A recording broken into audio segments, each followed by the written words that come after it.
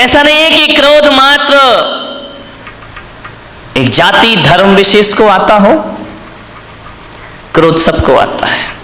बच्चे को भी क्रोध आता है, बड़ों को भी क्रोध आता है, जवान को भी क्रोध आता है, बुजुर्ग को भी क्रोध आता है, जैन को भी क्रोध आता है, अजैन को भी क्रोध आता है, हिंदू भी क्रोध करता है, मुसलमान भी क्रोध करता है, और तो और राजस्थानी भी क्रोध करता है, पंजाबी भी क्रोध करता है, महाराष्ट्र का भी आदमी क्रोध करता है, और भारत का ही नहीं पूरी दुनिया में क्रोध आया कर। ध्यान रखना, चाहे अमेरिका हो, रूस हो, जापान हो, पाकिस्तान का तो पूछो ही मत, 24 घंटे क्रोध में रहता है। ध्यान रखिए, सबको क्रोध आता है दुनिया में, ऐसा कोई नहीं जिसे क्रोध ना आए।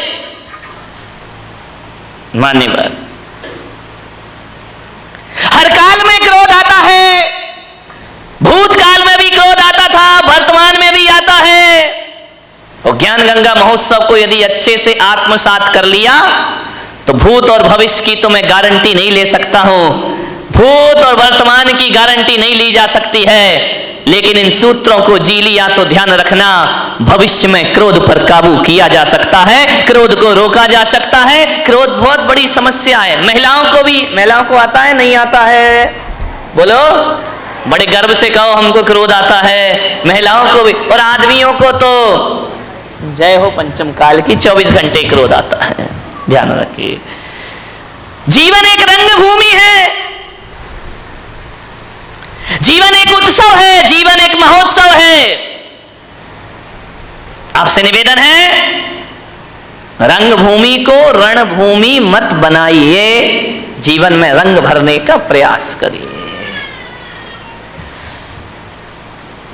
मन शांत नहीं है आदमी का। आज इतना क्रोध है, इतना क्रोध है, घरों में क्रोध हो तो हो, समाज में क्रोध है, परिवार में क्रोध है, मंदिरों में भी कम क्रोध नहीं है। ध्यान रखना, क्रोध सब जगह अपने जाल फैला रहा है। मैं आज, जहां तक लोग ये सोचते थे कि छोटा परिवार सुखी परिवार, लेकिन आज मैं देख रहा हूं कि छोटा परिवार दुखी परिवार। पहले बड़ा परिवार था, संयुक्त परिवार था, आज छोटे परिवार हैं, लड़ाइयां ज्यादा होती हैं, पति पत्नी में झगड़े हो जाते हैं, आए दिन तलाक का वातावरण निर्मित हो जाता है।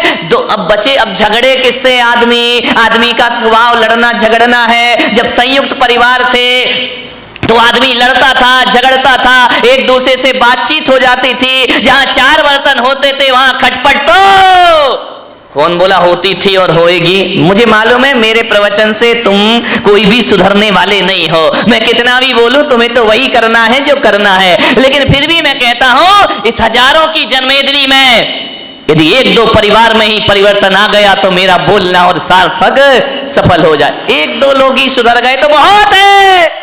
क्लासरूम में बैठा हुआ हर बच्चा 100 में से 100 नहीं लाता है। 2-4 बच्चे होते हैं जिन्हें 100 में से 100 अंक प्राप्त हुआ करते हैं, और जिन्हें प्राप्त हो जाते हैं शिक्षक का बोलना और पढ़ाना और सिखाना सार्थक हो जाए। कोई भी किताब आप उठा करके पढ़ लीजिए, कोई भी अखबार आप उठा करके पढ़ लीजिए, पूरी किताब पढ़ने जैसी किसी भी लेखक की नहीं हुआ करती है। लेकिन एक बात ध्यान है, यदि 100 रुपए 200 रुपए की किताब में यदि 2 पेज ही अच्छे पढ़ लिए गए, 2 पृष्ठ ही बहुत अच्छे हुए, तो वह 2 पेज पूरी किताब की कीमत चुका दिया करते हैं। इतना ध्यान रखिए, बस 2 पेज अच्छी बातें पूरे प्रवचन में घंटे भर में 1-2 बातें अच्छी हुआ करती हैं, बाकी तो बातों की बारात हुआ करती है। ध्यान, 1-2 बात ही जीवन को बदल दे तो मेरा बोलना और तुम्हारा सुनना सफल हो जाता है। हर जगह क्रोध है, आज क्रोध ज्यादा है, परिवार छोटे हैं, क्रोध बढ़ रहे हैं। पहले क्रोध होता था 10, 15, 20 लोग, 50 लोग एक घर में रहा करते थे, और जब एक घर में रहते थे तो एक को क्रोध आता था, दूसरा संभाल लिया करता था, एक पे गुस्सा निकलता था, दूसरा उसे शांत कर दिया करता था। यदि बुजुर्गों ने किसी को डांट दिया तो मम्मी उसे पुचकार लिया करती थी, मम्मी ने डांट दिया तो चाची पुचकार लिया करती थी, चाची ने डांट दिया बुआ उसे सीने से लगा लिया करती थी। मत रो, चलता है, कोई बात नहीं है। क्रोध बट जाता था। अब तो हम 2 और हमारे नहीं, वो दो भी नाम के ही हैं, एक पूना में पढ़ रहा तो एक बंबई में पढ़ रहा है। हम दो और हमारा कोई नहीं है। ध्यान रहे, पति पत्नी रहते हैं। अब गुस्सा कहां निकले मेरे भाई? कौन गुस्सा निकल आया तो संभालेगा कौन? कौन प्यार से हाथ फेरेगा? कौन गले से लगाएगा? अब पति झगड़ता है तो पत्नी का पारा चढ़ जाता है, पत्नी झगड़ती है तो पति का पारा चढ़ जाता है। और कभी कभी जब दोनों के पारे चढ़ जाते हैं तो तलाक की नौबत आ जाती। छोटे परिवारों में क्रोध ज्यादा हो रहा है, ध्यान रखिए। बड़े परिवारों में क्रोध, एक आदमी को यदि गुस्सा आया, दादाजी को गुस्सा आया, पापा जी को गुस्सा आया, तो ये होता था, थोड़ा गुस्सा इस पे निकल जाता था, थोड़ा गुस्सा उस पे निकल जाता था, 50-50 ग्राम क्रोध बट जाया करता था। अब जो क्रोध आता है वो तो पूरे थोक के भाव में क्रोध आता है, पूरा क्रोध एक पर ही बरस जाता है। ध्यान रहे, बड़ी दिक्कतें हो गई हैं।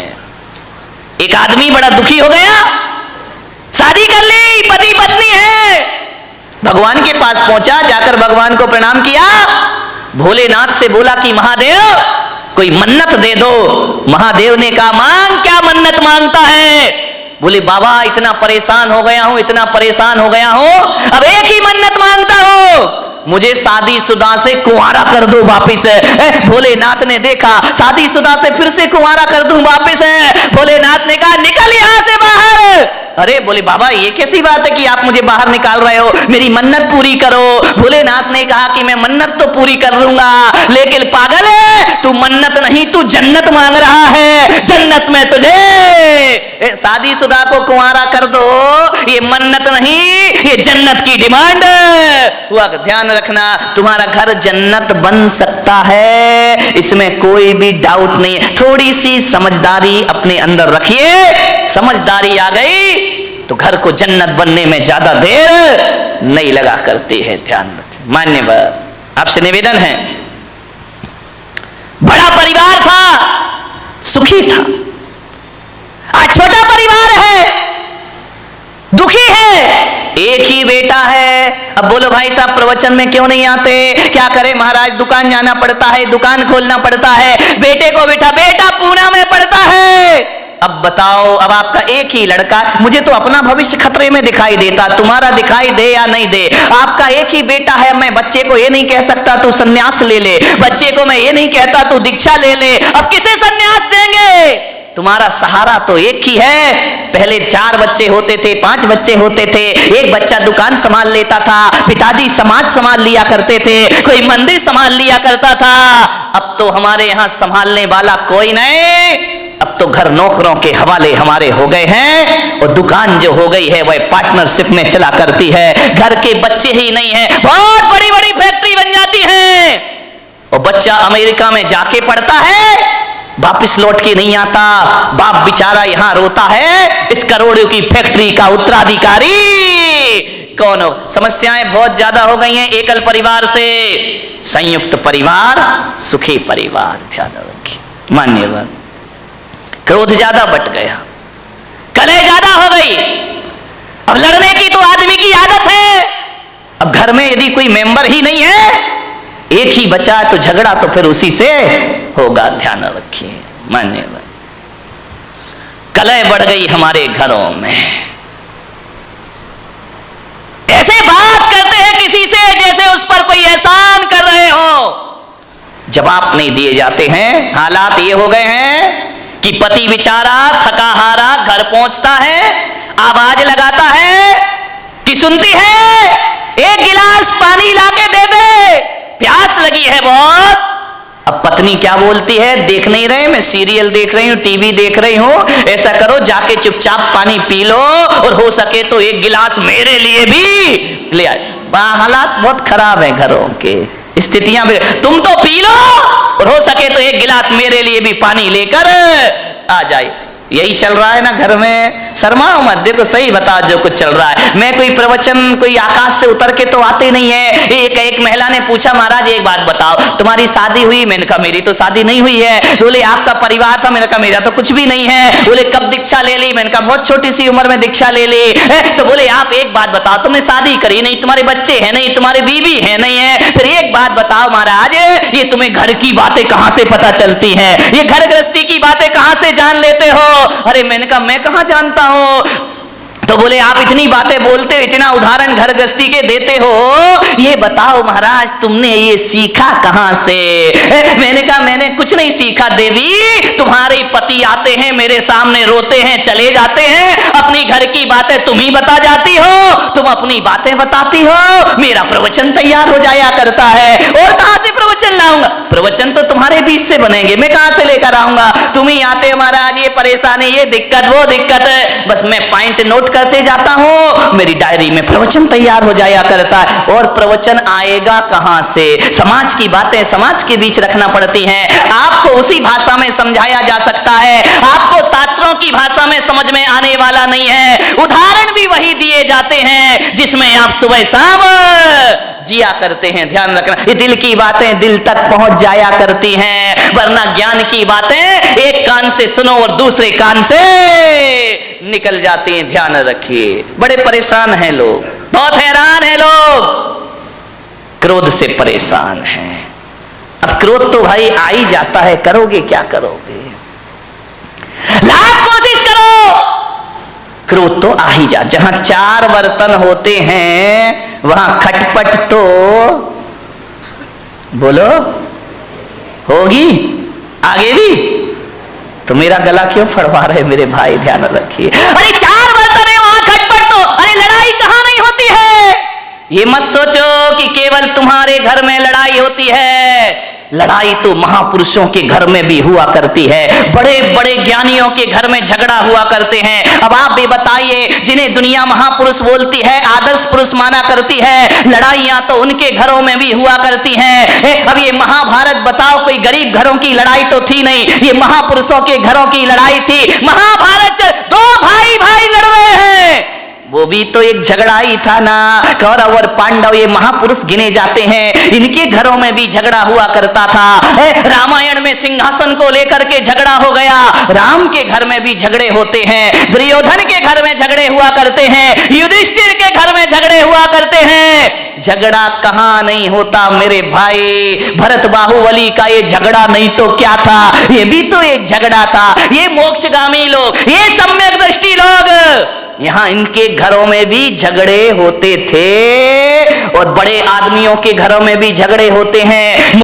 आदमी तो गाली ही गाली बोलता है, हर चीज पे गाली ही बकता है, बिना गाली के बातों की शुरुआत, कई का तो गाली तकिया कलाम बन जाता है, हर बात पे चार गाली बका करता है।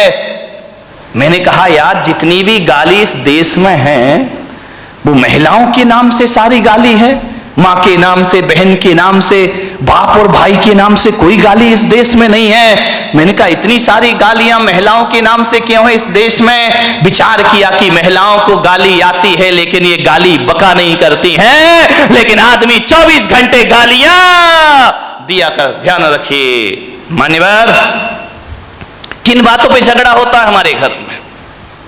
छोटी सी मानसिकता, बस संकीर्ण प्रवृत्ति हमारे यहां झगड़े को जन्म देती। हकीकत बताऊं, जीवन में 90% झगड़े फिजूल के हैं। देखना, कोई सिर पैर नहीं उन बातों का, कोई दम नहीं, कोई सेंस नहीं उन बातों में। जिन बातों में आदमी झगड़ पड़ता है, लड़ लेता है, मारपीट शुरू हो जाती है, दुश्मनी का चंद ठिकरों के लिए आदमी लड़ता है। मान्यवर, आप यदि क्रोध करने के बाद यदि शांत हो जाएं और एकांत में बैठकर सोचें, यार मैंने जो झगड़ा किया है ये लड़ने जैसी बात थी या नहीं थी, तो 90% बातें ऐसी हैं जिनका कोई वजूद नहीं हुआ करता है, उसमें आदमी झगड़ा कर लिया करता है। थोड़ी सी गलतफहमी आ गई, आदमी झगड़ा कर लेता है, थोड़ी सी शंका आ गई, आदमी झगड़ा कर लिया करता है। फिजूल की बातों में झगड़ा है। मेरा एक जगह चातुर्मास हो रहा था, और चातुर्मास में संत निवास के बाजू में एक बहुत बड़ा मकान था। सुबह सुबह हम लोग पाठ कर रहे, भगवान का भजन कर रहे हैं, झगड़े की आवाज आने लगी। अरे मैंने कहा भाई ये झगड़ा कौन कर रहा सुबह सुबह? मेरे साथ लड़के थे, मैंने कहा जरा देखो किसी ने टीवी चालू कर दिया है क्या? बोले महाराज झांक करके देखा तो बोले टीवी नहीं है, तो लाइव चल रहा है। मैंने कहा मतलब क्या है? बोले डायरेक्ट झगड़ा हो रहा है। मैं गया, मैंने खिड़की से झांका, दो पति पत्नी आपस में लड़ रहे, इतना लड़ रहे, इतना लड़ रहे, इतना लड़ रहे हैं कि लड़ते लड़ते कमरे से बाहर निकल आए, आंगन में आ गए। एक के हाथ में बेलन है, एक के हाथ में कौन बोला चिमटा है। चले ऐसे तुम लोग तैयार रहते हो बोलने के लिए। दोनों लड़ते झगड़ते बाहर आ गए, झगड़ा हो रहा, मैंने कहा इधर आओ। अरे बोले महाराज, मुझे देखा झगड़े में थोड़ा सा ब्रेक लग गया। अरे बोले महाराज देख रहे हैं। मैंने कहा इधर इधर इधर आओ, ये सुबह सुबह भगवान के भजन करने का टाइम है, प्रभु के स्मरण करने का टाइम है, वो तुम सुबह सुबह पति पत्नी आपस में झगड़ा कर रहे, कोई तरीका है जिंदगी जीने का। अरे बोले महाराज हो गया, झगड़ा हो गया। मैंने कहा किस बात का झगड़ा है मुझे बताओ, मैं फैसला करूं। बोले महाराज फैसले वाले का कोई बात ही नहीं है, तुम इनका लड़काए को रहे हो। बोले महाराज जब पूछ रहे हो तो हम बताते हैं, झगड़ा हमारा 12 बजे रात से चल रहा है। अरे मैंने कहा कमाल कर दिया, पति पत्नी दोनों हैं, 12 बजे रात से झगड़ा चल रहा। मैंने कहा किस बात का झगड़ा चल रहा है। बोले कुछ नहीं महाराज, आज नींद नहीं आ रही थी हम दोनों को। तो बोले क्या करें। बोले टीवी भी नहीं चल रही, लाइट भी नहीं थी। तो मैंने कहा क्या किया तुमने। बोले बस लेटा लेटा मेरे मुंह से इतना निकल गया कि मैं अपने बेटे को डॉक्टर बनाऊंगा। पत्नी ने सुना, खबरदार तुम्हारा बेटा डॉक्टर नहीं बनेगा, तुम्हारा बेटा इंजीनियर बनेगा। तो मैंने कहा यार तू इतना क्यों बोलती, जब मैंने कह दिया मेरा बेटा डॉक्टर बनेगा। पत्नी ने कहा कोई तुम्हारा अकेला हक नहीं है, मेरा भी हक है, मेरा बेटा इंजीनियर। अब फिजूल की बात है, इस पे झगड़ा बढ़ गया बढ़ गया। बोले देखता हूं कैसे डॉक्टर बनाएगा। बोले मैं भी देखती हूं कैसे इंजीनियर बनाएगा। झगड़ा बढ़ते जा रहा, बढ़ते जा रहा, बढ़ते जा रहा। बोले बढ़ते बढ़ते हाथापाई पर आ गए हम लोग कि डॉक्टर ही बनेगा, इंजीनियर ही बनेगा। इतना झगड़ा, बोले सवेरे के 4 बज गए लड़ते लड़ते।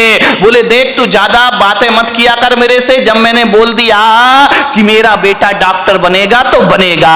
पत्नी ने कहा मैंने बोल दिया मेरा बेटा इंजीनियर बनेगा तो बनेगा। रात भर झगड़े। मैंने कहा एक बात बताओ, तुम दोनों आपस में लड़ रहे हो, झगड़ रहे हो, एक बार बच्चे की मर्जी भी पूछ लो कि तुझे क्या बनना है। बच्चे से पूछना ही नहीं है, दोनों लड़े जा रहे हैं, ये बिना सिर पैर के झगड़े। मैंने कहा बच्चे को बुलाओ, बच्चे को, उससे पूछो कि तुझे क्या बनना है। पति ने पत्नी को देखा, पत्नी ने पति को देखा। अरे मैंने कहा बच्चे को बुला के लाओ ना। बोले बच्चा तो अभी पैदा ही नहीं हुआ है। तेरे की आदमी, बच्चा यदि पैदा हुआ तो डॉक्टर बनाएंगे। फिजूल की बातों का झगड़ा है, ये कोई झगड़ने की बात है। सास बहू में झगड़ा हो गया। बहू ने कहा मलाई मेरे पीहर में जाएगी, सास ने कहा चल मलाई यहीं खाई जाएगी। इतनी लड़ाई, इतनी मलाई पे झगड़ा हो गया। बोले ये तो पीहर में जाएगी, पास में पीहर लोणन नीरा की होगी और कहां की हो सकती है। तो बोले ये मलाई मेरे पीहर में जाएगी। सास ने कहा नहीं, मलाई तो बारामती में ही खाई जाएगी, चाहे कुछ भी हो जाए। बोले देखती हूं तू कौन होती है रोकने वाली। अरे तेरे जैसी लाखों बहुएं देखी, चल मलाई यहीं रहेगी। इतना झगड़ा, इतना झगड़ा। ससुर जी दुकान से आए, उन्होंने कहा ये महाभारत क्यों मचा रखी, झगड़ा क्यों है। बोले बहू को समझा लो, वो कह रही है कि मलाई पीहर में जाएगी और मैं कह रही हूं कि मलाई यहीं खाई जाएगी। ससुर ने कहा तुम मलाई पे लड़ रही, लाओ मलाई लेकर आओ, मैं ही खा लेता हूं, टेंशन खत्म हो जाएगा। मलाई लेकर आओ।